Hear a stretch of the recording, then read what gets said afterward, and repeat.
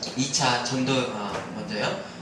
이제 이번 주와 이제 다음 주는 사경이고 다음 주까지 2주는 성령에 대해서 다시 말씀을 나누고 그 다음에는 예수님이 받으신 세 가지 시험에 대해서 또 이렇게 2주씩 나누도록 하겠습니다. 바울이 2차 전도여행에서 전도를 하고 교회를 세운 것 중에 하나가 에베소 교회였습니다. 에베소에서 있었던 그 특별한 일이 사도행전 19장의 기록에 있는데요. 바울이 에베소에 가기 전에 아볼로라고 하는 성경에 능통한 어떤 사람이 먼저 에베소에 가서 사람들에게 하나님의 말씀을 전했었습니다. 하지만 이 아볼로가 전했던 이 하나님의 말씀이 어디까지였었는가? 바로 세례 요한의 세례까지가 하나님 말씀이었습니다. 그리고 이제 바울이 에베소에 이제 뒤에 가서 성도들에게 물었던 것이 너희가 믿을 때 성령을 받았느냐라고 하니까 이들이 성령이 무엇인지도 모른다라고 했습니다. 그러면 너희가 무슨 세례를 받았느냐라고 했더니 우리는 요한의 세례를 받았습니다. 그래서 이 바울이 전했던 바가 요한이 세례를 주면서 뭐라고 했는지 아느냐? 바로 요한 뒤에 오시는 이를 믿으라. 그가 바로 예수라. 라는 말씀을 전하고 이 에베소 사람들이 예수를 믿고 세례를 받았을 때 그들에게 성령이 임해서 방언도 하고 예언을 했다라고 하는 기록이 사도행전 19장입니다. 그러면 에베소 사람들이 성령이 뭔지도 몰랐지만 이들이 믿었던 것은 들었던 것은 또 뭡니까? 하나님의 일부의 계시의 말씀이었고 요한의 세례까지는 이들이 알았던 것입니다. 그러면 요한의 세례는 여러분 무엇입니까? 요한의 세례는 지금까지 내 인생의 죄에 대해서 후회하고 돌아서는 회개까지가 요한의 세례입니다. 하지만 이 회개로만은 성령이 사람들에게 임하지가 않는 한 가지의 더 조건이 있는데요. 무엇입니까? 바로 예수님을 구주로 믿는 믿음까지입니다. 그래서 회개와 예수님을 내 구주로 믿는 이 믿음의 사람에게 말씀대로 성령이 그 사람에게 임하십니다. 그래서 이 회개와 함께 믿음을 이것을 하나로 하는 것을 이걸 우리가 거듭남이라고 하고 이것을 또 뭐라고 하는 이것을 중생이라고 하고요. 이게 번역은 매끄럽진 않은데요. 복귀라고 하는 뜻의 에피스트로페라고 하는 어떤 헬라어가 있습니다. 이것은 영어로는 컨버전. 그래서 이건 뭡니까? 무엇에 대한 복귀입니까? 옛 과거의 내 인생의 죄를 회개하고 하나님께 돌아가는 것, 이것을 보고 복귀 에피스트로페라고 합니다. 그럼 이제 구원받는다는 것은 무엇입니까? 바로 사람이 하나님을 떠났다고 하나님께로 복귀 돌아가는데 옛 죄를 먼저 회개를 합니다.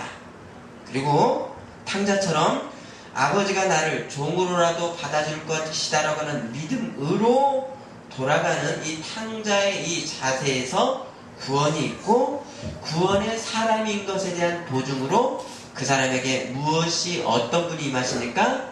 성령이 임하십니다. 그러면 성령이 임하신 이 오순절 날에 베드로가 사람들에게 설교를 했었을 때 사람들이 마음에 찔려서 그러면 우리가 어찌할꼬? 라고 했습니다. 이때 베드로가 어떤 말을 했습니까? 사도행전 2장 38절에 너희가 회개하여 또 있습니다. 각각 예수 그리스도의 이름으로 세례를 받고 죄사함을 받으라. 그리하면 성령을 선물로 받으리니. 바로 죄에 대한 회개와 예수님의 그 속죄, 죄 용서의 속죄의 피를 믿음의 조건에서 성령 세례, 성령을 선물로 우리가 받게 됩니다. 자, 이것이 바로 성령 세례에 대한 성경의 말씀입니다.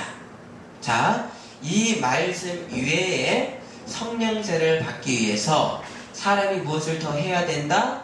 더 신비한 것을 받아야 된다라고 하는 것은 뭡니까? 성경에서 벗어난 것입니다. 아멘이십니까? 아멘. 이 종교적 열심이 경건해 보이고 사람이 뭔가 노력을 해야만이 주신다라고 하는 이 공로사상이 우리들 가운데 본능적으로 있습니다. 그러나 성경은 죄에 대한 회개와 예수님을 믿음으로 죄사함의 성령 세례를 만고의 법으로 규정을 해 놓으셨습니다. 그래서 사람의 자격 여하에 따라 성령이 계시기도 하시고 떠나기도 하신다라고 하는 이 생각이 경건해 보이지만 오히려 이것은 잘못된 생각으로 불신앙과 성령에 대한 우상적 요소들이 사람의 공로사상 가운데 이것들이 오히려 어떤 성경을 회방하는 죄로 나타나게 되는 것입니다. 자, 그러면 이 회개와 예수님을 구주로 믿는 이 확고한 믿음에서 지금 나에게 있는 보증은 성령이시기에 그러면 내가 지금 어떻습니까? 성령과 나를 떼어낼 수가 없는 한 몸입니다. 아멘이지요? 자, 요한복음 그래서 4장 16절에 예수님 말씀에 내가 아버지께 구하겠으니 그가 또 다른 하나님이 또 다른 보혜사를 너희에게 주사 영원토록 너희와 함께 있게 하리니 했습니다. 자, 믿는 자에게 성령은 영원히 함께 계시는 하나님의 법입니다. 그러면 이제 내가 성령과 함께 영원토록 함께 계심을 내가 인식하고 있는가? 함께 계시는 성령을 내가 지금 어떻게 대하고 있는가? 예? 성령 충만이 되기도 하고 성령을 소멸하고 근심하게 하는 그런 자세로 우리가 갈리기도 한다는 것입니다. 지금 나와 함께 계시는 성령을 내가 어떻게 대하고 있는가입니다. 특별한 종교적인 행위를 해야만 계시는 성령이 아닌 이 사실에서 함께 계시는 성령을 여러분들은 지금 나는 어떻게 대하고 계십니까?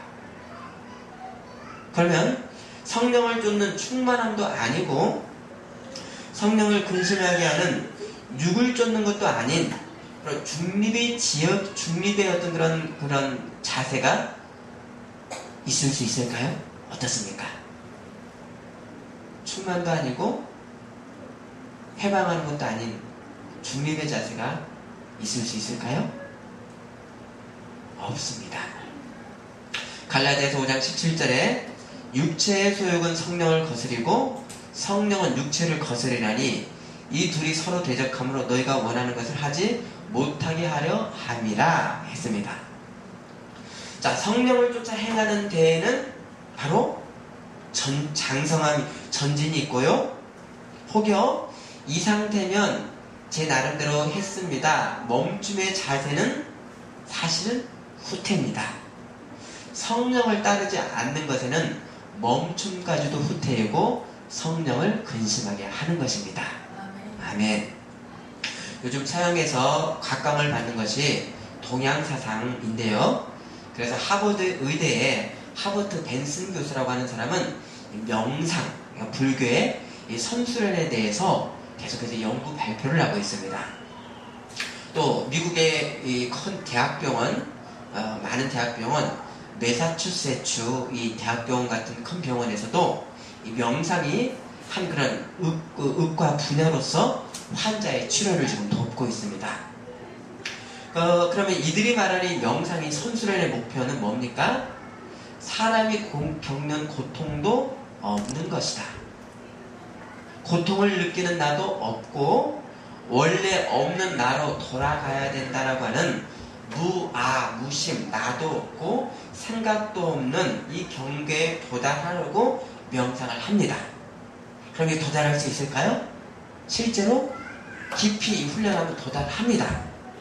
그러면 이 상태에서 이 정신적 높은 경지에서 사람들이 정신적인 우울증도 치료되고요. 과거의 충격에서 벗어나는 치유가 실제로 있습니다. 이거 부인할 수 없습니다. 그러면 이 높은 경계의 상태를 우리가 성령을 쫓는 상태라고 할 수 있을까요? 어떻습니까?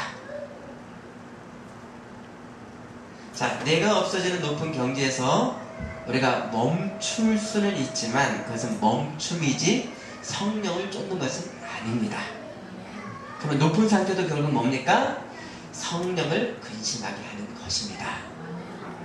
자, 모든 것은 멈추고 고통도 허상이고 욕망도 더덥다는 것을 우리가 실제로 볼 수는 있지만, 그러나 사람은 내가 없어지는 멈춤을 위해서 지음받은 존재가 아닌 것입니다. 바로 사람은 어떤 방향을 위해서, 방향성을 위해서 사람이 지음받았는데요. 그래서 이 방향성에서 사람의 생각대로만 가는 육의 사람, 사르스의 사람으로만 살든지 성령을 쫓는 사람으로 살든지 둘 중 하나입니다.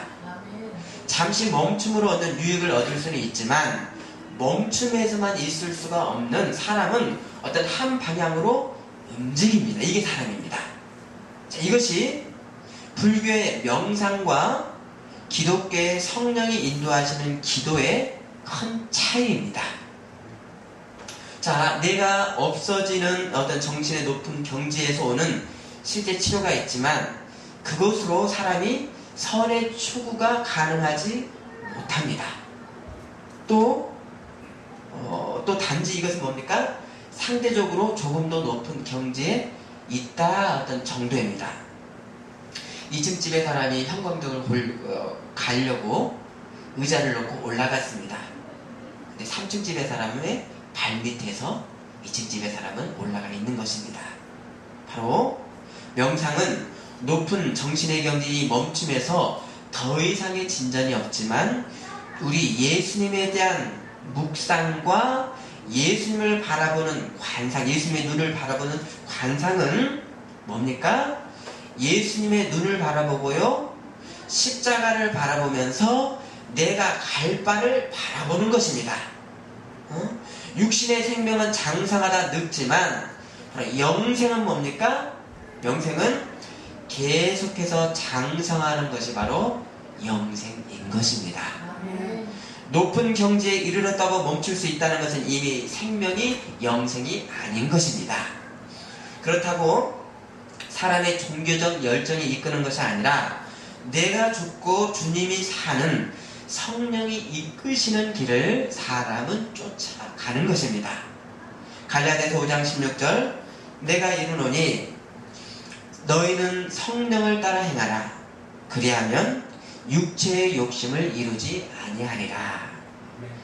내가 열심을 내서 하나님께 영광을 돌리겠습니다라고 하는 열정도 열정까지도 내려놓고 성령이 인도해 주옵소서, 내가 갈 바를 보여주옵소서, 하나님의 말씀이 없으니 저는 침묵하겠습니다, 말씀하실 때까지 저는 여기서 멈추겠습니다라고 하는 성령이 보여주실 바를 쫓고 가는 것이 바로 성도의 자세인 것입니다. 우리의 혹여라도 종교적 열심까지도 뭡니까? 사실은 성령을 회방하는 일들로 교회가 어려워지고 있지 않습니까? 또 어떤 사람은 내가 무엇을 해보겠다라고 넘쳐나는 말로 다른 사람을 치료하지 않고 위로하지 못하고 오히려 아픈 그 사람을 아프게 하는 일들이 있지 않습니까? 성령을 근심케 하는 많은 경우는 오히려 불순종보다는 내가 하나님 앞에 영광 돌리겠다라고 하는 내 열정과 고집에서 성령을 근심케 하는 일이 더 많다는 것입니다. 그래서 이사야 10장 15절에 도끼가 어찌 찍는 자에게 자랑하겠으며 톱이 어찌 켜는 자에게 스스로 큰 채 하겠느냐. 막대기가 자기를 드는 자를 움직이려 하며 몽둥이가 나무 아닌 사람을 들려 함과 같으니로다. 성령 충만은 뭡니까? 바로 성령이 보여주신 바를 쫓는 것이지 사람의 하나님 영광에 대한 열정까지도 성령을 회방하는 실상에 우리가 놓이기도 한다는 것을 우리가 기억해야 될 것입니다. 신앙인은 에베소서 4장 30절, 하나님의 성령을 근심하게 하지 말라. 그 안에서 너희가 구속의 날까지 인치심을 받았느니라. 성령이 우리를 이끄시는 이 바는 먼저 믿는 우리 두 가지 성령이 이끄시는 바가 있습니다. 먼저는 믿는 나에게 예수님의 품성이 드러나도록 인도해 주십니다. 성령의 9가지 열매, 좀 졸리신 것 같으니까 한번 외워봅시다. 사랑과 희락, 화평, 오래 참음, 자비, 양성, 충성, 온유, 절제. 성령은 이 그리스도의 품성이 내 가운데 드러나도록 인도해 주십니다. 그러면 이 품성이 드러나면서 여기서 멈추지 않고요. 어디로 또 성령은 또 인도하십니까? 하나님 아버지의 영광을 위해서 그리스도적인 사명을 행하도록 우리를 인도해 주십니다. 두 가지지요. 성품과 사명입니다. 그래서 바로 우리 여기서 볼 거는 뭡니까? 내가 구원받음으로 끝이 아니라는 겁니다. 자, 이런 성령의 뜻을 불순종하고 때로는 반역까지 하는데 성령을 근심하고 회방하는 그 실제로까지 이어지게 됩니다. 자, 예수님의 12제자 중에 예수님과 관계 없는 사람이 있었고요, 관계 있는 제자들이 있었습니다. 이것은 뭡니까? 성령과 관계 있는 사람이 있었고 성령과 관계 없는 제자가 있었다는 겁니다. 자, 3년 동안 함께 먹고 잤습니다. 그러나 갈렸습니다. 어디에서 갈렸습니까? 자, 가룟 유다는 예수님과 관계없는, 성령과 관계없는 죄인이었습니다. 물론 예수님을 팔은 죄 때문에 관계가 없었지만 그 전부터도 예수님에게는 뭐가 없었습니까? 유다에게는 예수님의 말씀과 관계없는 사람이었습니다. 말씀과 관계없었습니다. 선생님의 가르침을 사랑하기보다는 돈깨를 맡아서 도둑질을 더 사랑했고요, 마지막 식사 때까지 예수님의 말씀이 유다에게 없었던 것이, 내가 초를 찍어 지는 자에게 자가 나를 팔리라, 이 말씀이 뭡니까? 그러면서 이 유다에게 줬습니다. 내가 너를 다 알고 있다. 유다야, 너의 마음을 돌이키라 라고 하는 그 주님의 말씀이 유다에게는 없었습니다. 또 속히 하라 라고 했을 때, 물론 문자대로 네가 사단의 일을 행하라 라고 말씀이 있었지만 또 다른 뜻은 뭡니까? 내가 너를 알고 있는데 이래도 행할 것이냐라고 하는 끝까지 이 제자를 보호하려고 하셨던 주님의 말씀이 있었지만 유다는 그 말씀이 없었습니다. 또 겟세마네 동산에서 입맞춤으로 배반하러 갈 때도 네가 나를 팔려하느냐? 마지막까지 깨어나라 유다야. 제자를 구하시라고 하는 말씀에 유다는 그 말씀과 상관이 없었습니다. 반면 베드로와 다른 제자는 어땠습니까? 바로 주님이 잡히시러 가는 그날까지도 이들은 누가 높냐 낫냐를 갖다가 길에서 싸웠습니다. 요한과 야고보의 어머니가 선수를 쳐서 주님의 좌편 우편에 우리 아들들을 앉게 해주십시오 라고 했을 때 이 다른 제자들이 심히 분이 여겼다고 했습니다. 자, 이들은 성숙하지 못했습니다. 또 예수님 제자들의 질문이 사람들이 나를 누구라 하더냐 라고 했을 때 선지자요 세례 요한이라고 했습니다 라고 했을 때, 그러면 너희는 나를 누구라 하느냐라고 했을 때 베드로가 무슨 말을 했습니까? 예, 맞습니다. 이때 주님이 기뻐하시면서 이를 알게 하시는 하늘에 계신 내 아버지시니라 라고 하면서 천국 열쇠를 너에게 준다 라고 주님이 축복해 주셨습니다. 자, 하지만 바로 뒤에 예수님이 이 십자가에서 죽으실 것에 대해서 말씀하셨을 때 베드로가 뭐라 그랬습니까?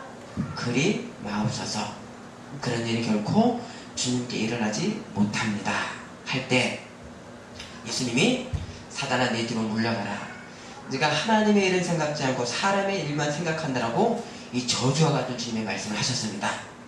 바로 주님이 죽으시는 그날까지도 제자들은 도망가고 배반했지만 바로 이 11명의 제자들은 어떤 사람들이었습니까? 주님의 이 무서운 주님의 질책의 말씀까지도 듣는 사람들이었습니다. 주님 말씀 안에서 자신을 다듬고 나가는 사람들이었지 이미 갖춰주고 다듬어진 사람들이 아니었다는 겁니다. 말씀 안에서 자신을 쳐서 복종하고 주님의 길을 쫓는 바로 성령의 사람들이었습니다. 때로는 베드로처럼 교회에 권세의 열쇠를 받는 성령 충만의 일을 행하기도 했지만, 때로는 사단아 물러가라고 하는 이 주님의 말씀을 듣기도 하는 성령을 거역하고 근심케 하는 위치에 놓이기도 했지만, 베드로는 어떤 사람이었습니까? 말씀 안에서 자신의 죄까지도 다 다듬고 주님께 나아간 사람이었습니다. 이러한 제자들이 바로 주님과 관계 있는 사람, 성령과 관계 있는 사람들입니다. 사도 요한이 반모섬에서 받았던 계시의 내용, 첫 내용이 어떤 내용이 나옵니까? 몇 교회에게 주님이 말씀하셨죠? 7교회에게 주님이 말씀하셨습니다. 첫 번째 에베소교회, 너희가 주님의 이름을 이루 견디고 게으르지 아니했지만 책망받았던 일이 무엇을 잃었다고 했습니까? 맞습니다. 첫사랑을 너희가 잃어버렸다. 사도교회는 살았다 하나 너희가 죽은 이름을 가진 자로다. 라우디아 교회는 이렇지도 않고 저렇지도 않다? 뭐라 그랬죠? 뜨겁지도 차갑지도 않다. 자, 이렇게 7교회가 이 주님의 말씀을 주실 때마다 이 어떤 그 반복의 말씀이 있었습니다. 귀 있는 자는 성령이 교회들에게 하시는 말씀을 들을지어다. 각 교회가 칭찬도 있고 큰 경고의 말씀도 있지만, 이 교회에게 주시는 것은 바로 성령의 말씀을 들으라였습니다. 완전한 교회도 없고 완전한 사람도 없는 영생의 사람은 바로 성령이 하시는 말씀을 듣고 이 말씀 안에서 나를 쳐 복종하는 교회이고 바로 성도인 것입니다. 성령의 말씀을 듣고도 상관이 없는 사람은 바로 죽은 자요, 성령과 관계없는 자입니다. 성령의 교회와 성도가 이 성령 충만의 상태가 되기도 하고, 성령을 근심케 하는 이 양가성에서 그래도 이 성령의 사람, 이 구원의 교회의 자각이라고 하는 것은 어디서부터 시작됩니까? 성령의 말씀을 듣고 행하는, 성령이 주시는 말씀 안에 사는 사람, 이 사람이 바로 성령의 사람인 것입니다.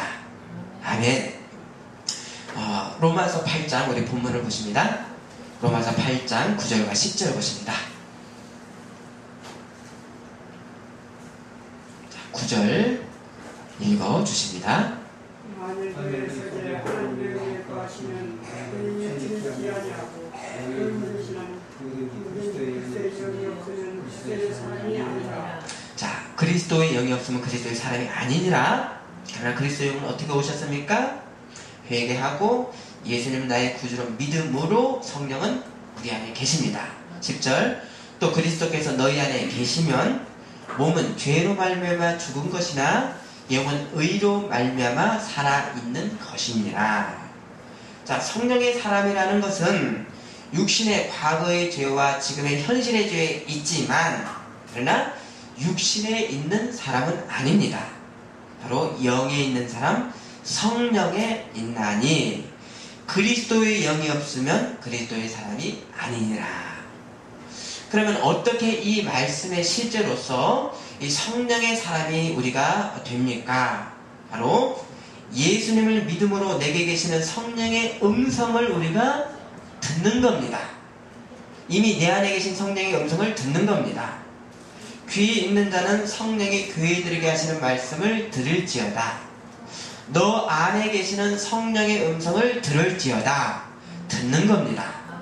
말씀을 듣고 믿고 그 칭찬과 책망의 말씀에 내 몸을 쳐서 복종하는 사람, 이것이 성령의 말씀 아래 사는 사람입니다. 아멘. 12절부터 13절 보십니다. 그러므로 형제들아, 우리가 빚진 자례되 육신에게 져서 육신대로 살 것이 아니니라. 13절.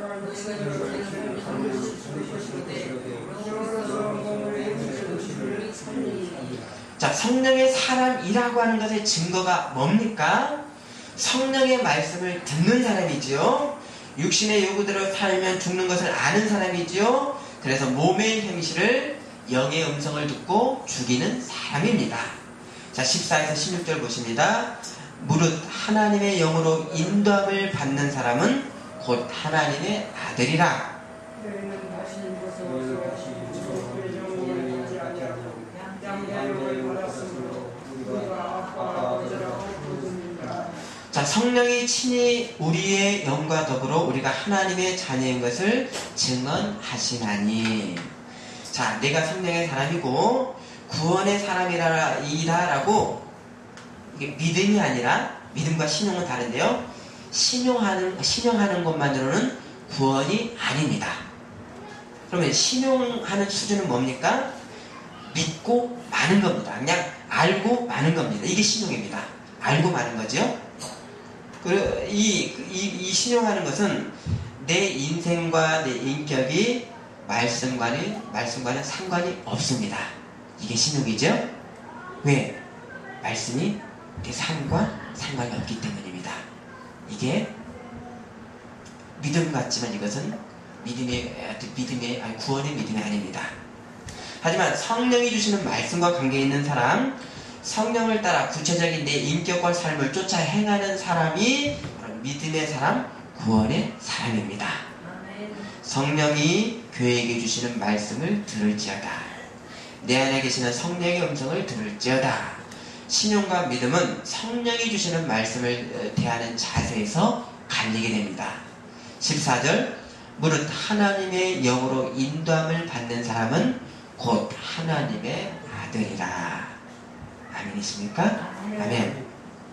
그러면 어떻게 이제 내가 성령의 말씀을 들을 수 있는가? 이 질문이 아주 중요한 질문이 남습니다. 자, 로마서 6장 13절 보십니다. 로마서 6장 13절. 자, 의미를 아주 깊게 좀 생각하시고요. 자, 읽어 주십니다.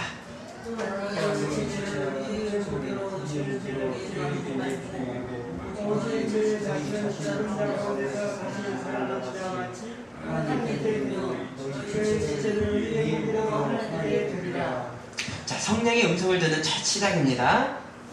너희 자신, 보십시오. 너희 자신을 죽은 자 가운데서 다시 살아난 같이 하나님께 드리며 했습니다. 자, 내가 죄로 죽었습니다. 죽을 수뿐이 없습니다. 그러나 예수님의 희생으로 죽은 나를 살리셨습니다. 자, 이 사실 위에서 우리의 인생의 자세가 어떻게 변화됩니까?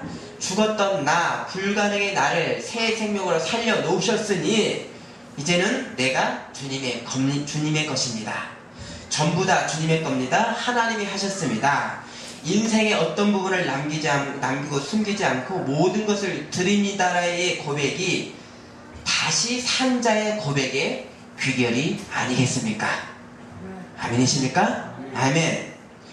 하나님이 나를 받으셔서 쓰시는 그 안에서 믿는 자, 성도의 모든 생활을 지금 해 나가는 것이 바로 죽은 자 가운데서 다시 살아난 사람의 정체성의 귀결로 모아지는 것입니다.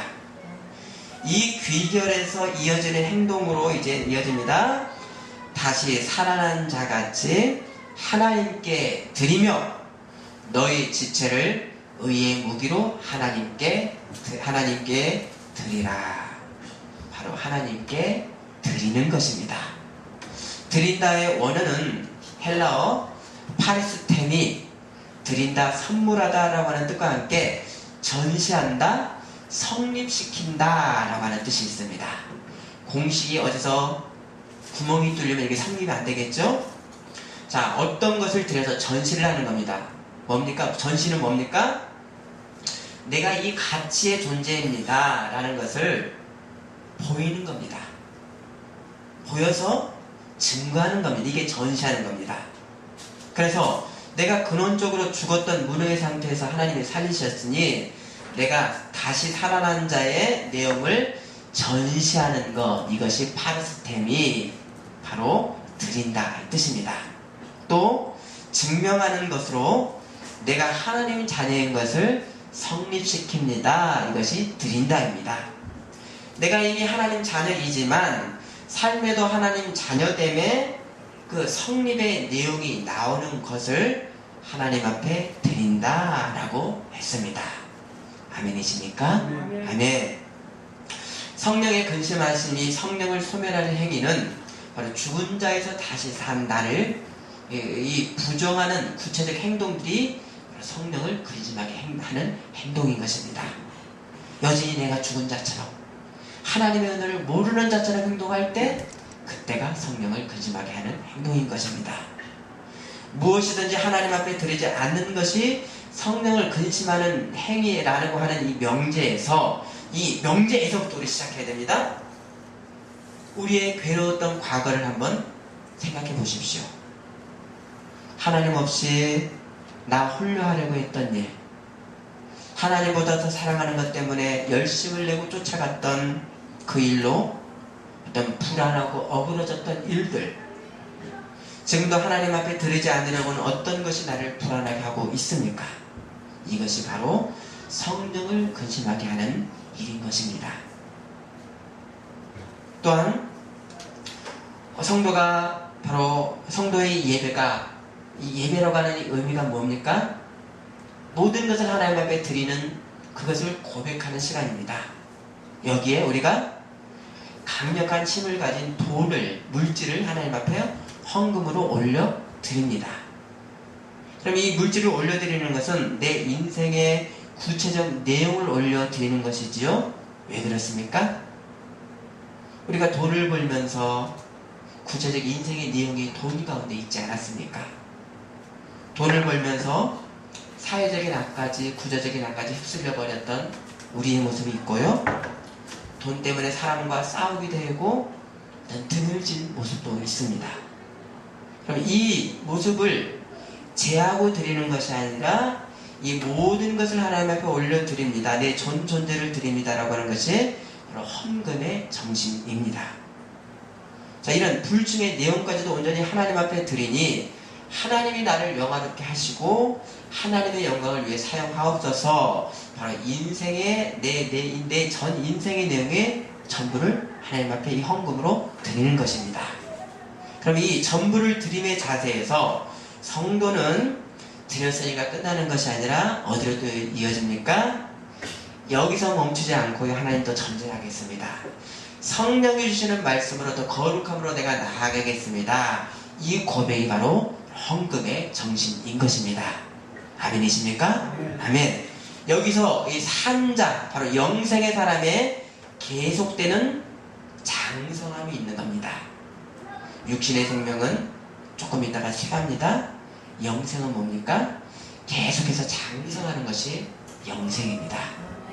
그렇지 않은 후퇴, 이것은 성령을 근심하게 하는 행위인 것입니다. 죽은 자 가운데서 다시 살린 것을 내가 믿었는데 만일 성령의 말씀이 상관도 없고 어떤 게으르지 않는다라고 하는 이 사람은 사실은 성령의 사람이 아닌 것입니다. 기도하겠습니다.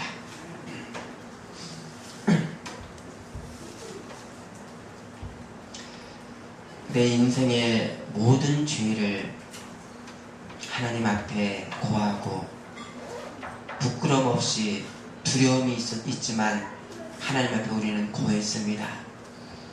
그리고 하나님이 예수 그리스도의 피로 용서해 준 것을 믿었습니다. 그리고 그 믿음 때문에 성령이 지금 내 안에 계시니 이 영원히 계시는 이 성령의 음성을 듣고 나아가는 우리가 되게 하여 주옵소서. 죽었다가 살아난 나이기에 이 다시 살아난 자의 이 하나님 자녀됨의 증명의 모습을 하나님 앞에 드리는 인생으로서 온전히 행해 나가는 우리의 인생, 성령의 음성을 듣고 장성해 나가는 영생의 사람으로서 우리를 충만하게 인도하여 주옵소서. 예수님의 이름으로 기도합니다. 아멘.